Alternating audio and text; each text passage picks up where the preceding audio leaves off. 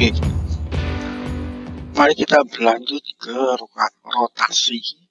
Rotasi dengan kecepatan angular yang konstan.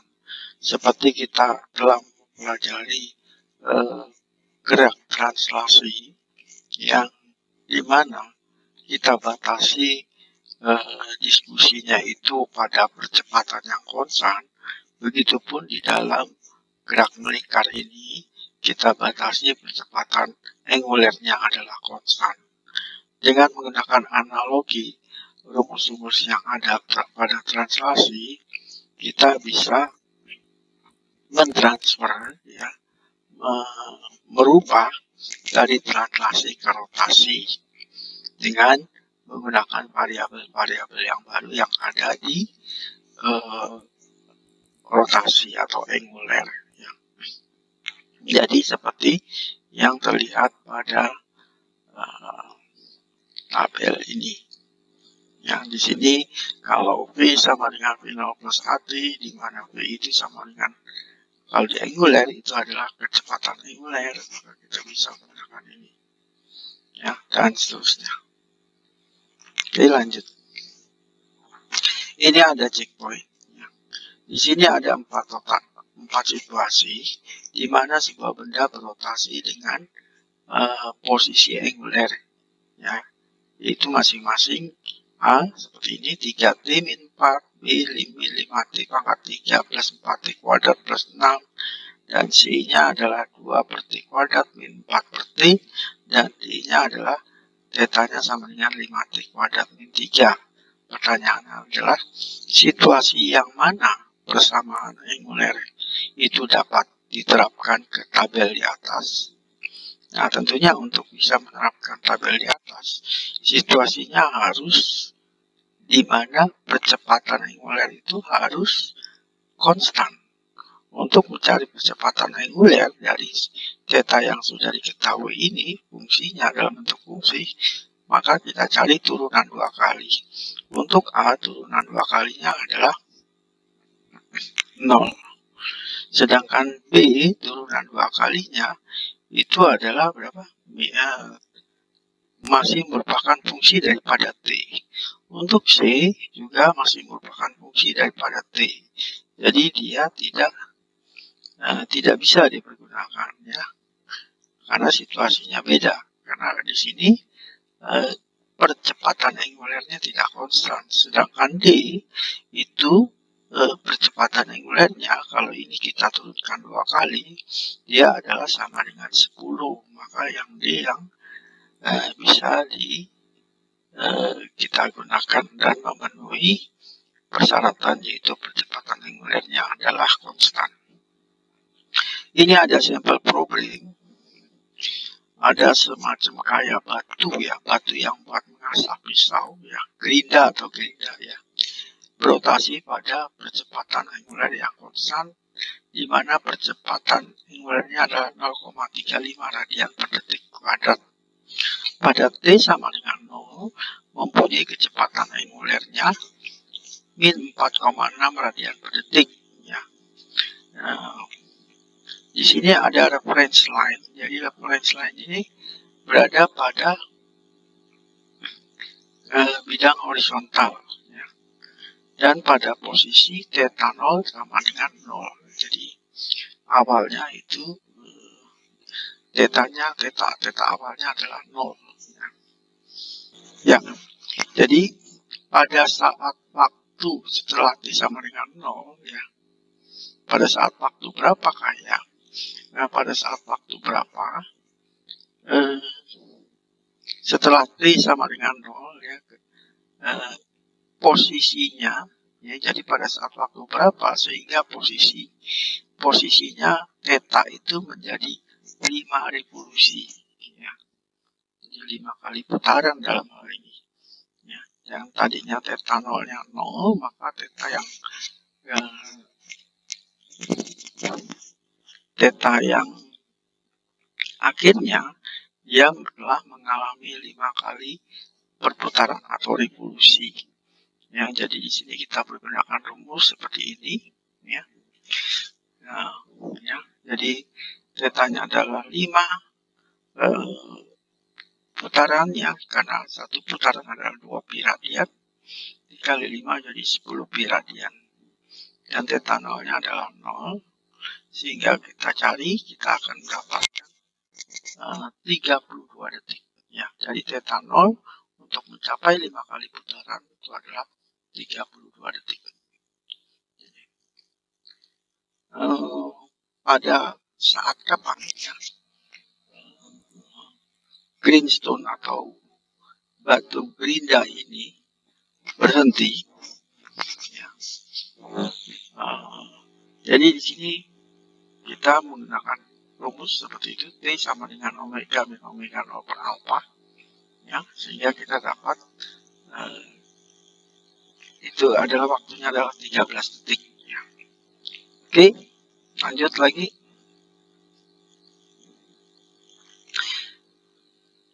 Kita sekarang melihat hubungan antara variabel angular dan linear. Kita tadi sudah melakukan konversi antara translasi dan rotasi. Lalu hubungannya antara translasi dan rotasi itu bisa kita lihat misalnya untuk posisi ya. Posisi itu kan karena kita mengetahui theta sama dengan S per R, maka S adalah S untuk translasi itu sama dengan theta kali R. Untuk mencari lajunya, maka kita tuliskan di S per dt. Jadi di S per dt sama dengan d theta dt kali R. Ya, jadi d theta per dt ini tidak lain adalah kecepatan angular, dan di S per dt adalah kecepatan yang menyinggung di bagian luar objek yang melakukan gerak melingkar.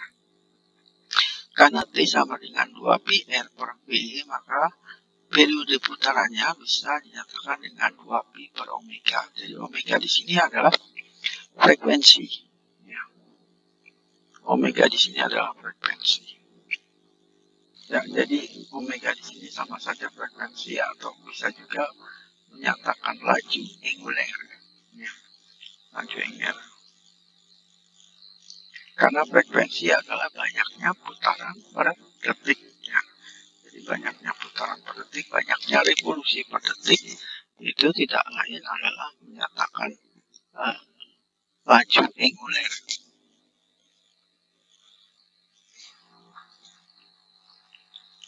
Ya, jadi di sini ya, ds per dt ini sama dengan V. Jadi V ini menyatakan laju besar, laju linear yang arahnya menyinggung ya. Dan karena ini berotasi, supaya dia bergerak berotasi tentunya harus ada percepatan yang arahnya ke pusat, yaitu adalah percepatan radial. Jadi ada dua percepatan, yaitu tangensial dan radial untuk benda yang berputar atau berotasi.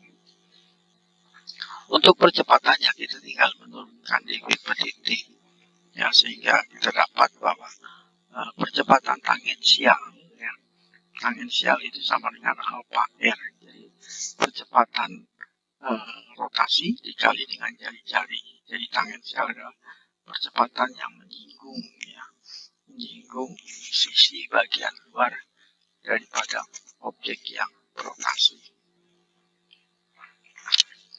Ya, di sini karena ini adalah tangensial, dan kalau percepatan sentripetal yang mengarah ke pusat itu besarnya adalah V kuadrat per R. V kita bisa, V itu adalah omega R, maka percepatan radial ya, kalau percepatannya yang arahnya ke pusat atau sentripetal ini sama saja omega kuadrat R.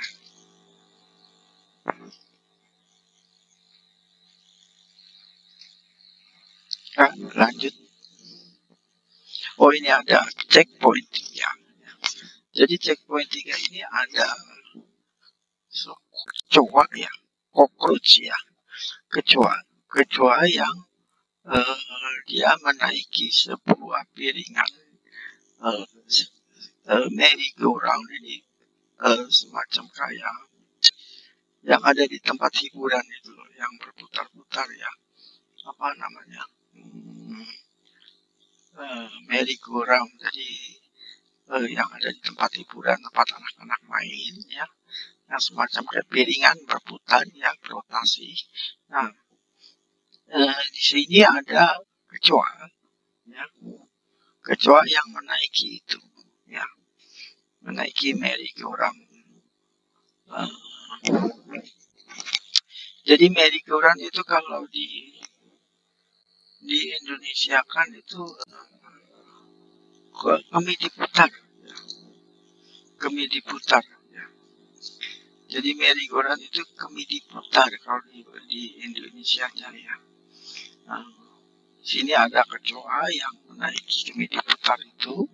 Jika laju angular daripada kemudi putar plus kecoanya itu adalah konstan ya.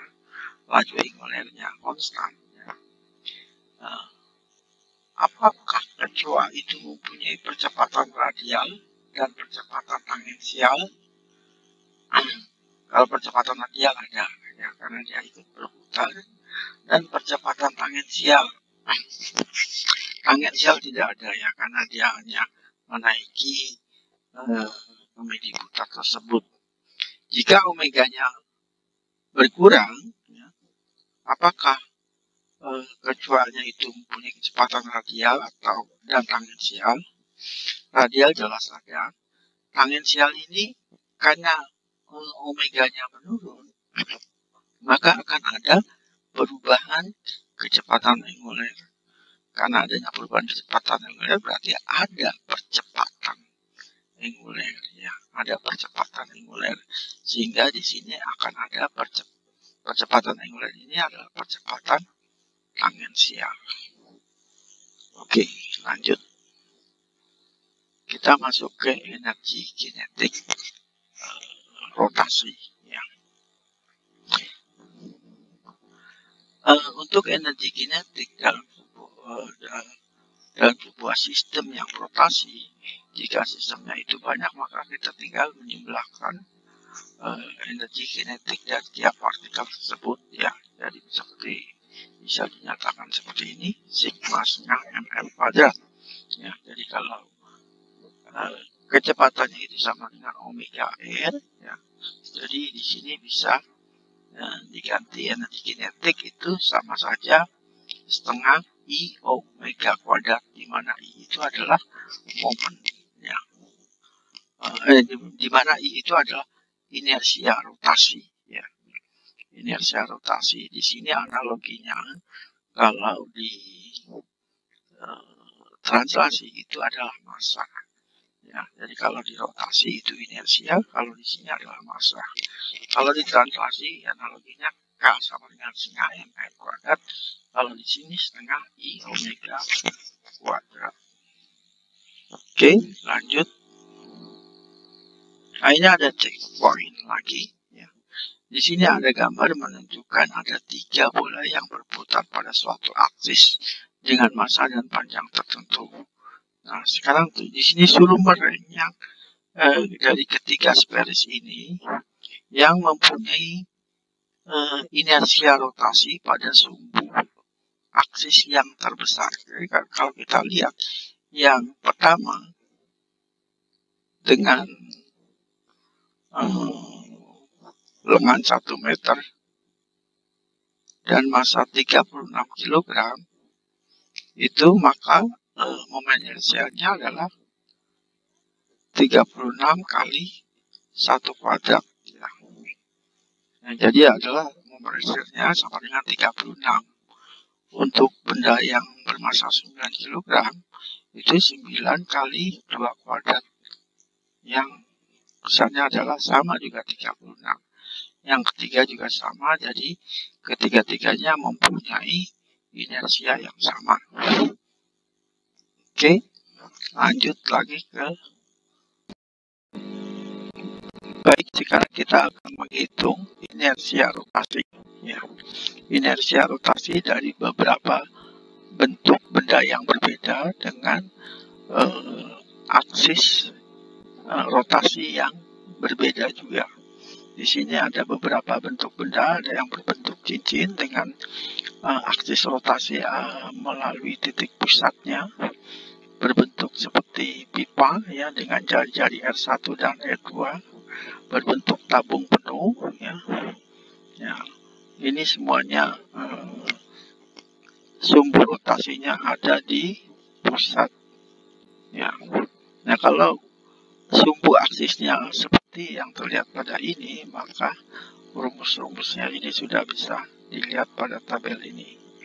Nah, sekarang permasalahannya, kalau sumbu aksisnya itu tidak seperti pada tabel ini, bagaimana kita menghitungnya? Ya, kita lihat sini sumbu rotasi itu mempunyai jarak H dengan pusat massa ya. Dengan pusat massa. Jadi untuk menghitung inersianya, maka di sini kita bisa menggunakan I-com plus MH kuadrat, di mana H adalah jarak pusat massa dengan sumbu rotasi. Oke, selanjutnya ini ya ada suatu contoh ya. Jika ada dua benda yang massanya M yang berjarak L, jika pusat massanya itu ada, dan jika sumbu rotasi itu berhimpit dengan pusat massa, maka kita bisa menghitung ya dengan menggunakan I sama dengan sigma ml kuadrat, sehingga rumusnya adalah I sama dengan sigma ml kuadrat, di mana L adalah jarak antara kedua benda tersebut. Nah, sekarang jika pusat massanya itu tidak berada di pusat, jika aksis rotasinya tidak berada di pusat massa, tapi berada di sisi kiri, yaitu pada salah satu benda ya dalam hal ini, maka kita bisa mendapatkan rumus itu dengan dua teknik ya. Teknik pertama ya dengan cara seperti ini, sehingga kita dapat ml kuadrat, atau dengan menggunakan teknik kedua, yaitu dengan I-com plus MH kuadrat, di mana I-com adalah senyang ml kuadrat dan MH kuadrat H di sini adalah jarak antara pusat rotasi dengan pusat massa, yaitu setengah L, sehingga kita akan dapatkan besar yang sama, yaitu ml kuadrat. Selanjutnya, nah sekarang kalau benda itu bukan berupa dua massa yang berbeda, tapi berupa batang ya, berupa batang yang uniform bermassa M, panjangnya L ya. Dengan kalau sumbunya itu ada di pusat massa ya, lalu kita akan menentukan inersianya. Di sini kita misalkan adalah kita ambil suatu massa kecil dm yang berjarak x ya, dan suatu massa kecil yang berada di ujung-ujung daripada kedua sumbu itu ya, yang berjarak L/2 ya. Karena ini merupakan kumpulan daripada partikel-partikel, maka kita bisa menggunakan rumus bukan lagi sigma, tapi bentuknya adalah integral ya.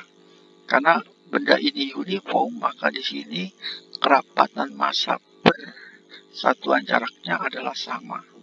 Jadi kita bisa menggunakan rumus ini, dm per dx adalah sama dengan m per l ya.